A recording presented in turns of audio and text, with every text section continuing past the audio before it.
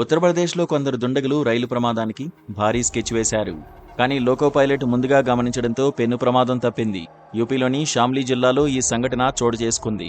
మే 31న రాత్రివేళ బల్వా గ్రామం దగ్గర రైలు పట్టాలపై 10 అడుగుల పొడవైన ఐరన్ పైపు, సిమెంట్ దిమ్మెతో పాటు కొన్ని రాళ్లను పట్టాలపై పేర్చారు.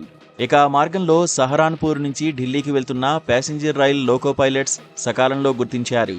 వెంటనే ఎమర్జెన్సీ బ్రేకులు వేయడంతో సిమెంట్ దిమ్మెలు, ఐరన్ పైపు ఉన్న ప్రాంతానికి కొద్ది దూరంలోనే రైలు ఆగిపోయింది. ఇక ఈ సంఘటన గురించి రైల్వే అధికారులు పోలీసులకు తెలియజేయడంతో వారు అక్కడికి చేరుకున్నారు. రైలు పట్టాలపై ఉన్న ఇనుప పైపు, సిమెంట్ దిమ్మెతో పాటు రాళ్లను తొలగించారు. లోకో పైలట్లను అభినందించారు. ఇక ఈ సంఘటనతో రైల్లో ఉన్న ప్రయాణికులు ఆందోళన చెందారు. మరోవైపు కాసేపు ఆ మార్గంలో రైళ్ల రాకపోకలకు అంతరాయం ఏర్పడింది. చివరకు అంతా క్లియర్ చేసి రైళ్ల రాకపోకలను అధికారులు పునరుద్ధరించారు.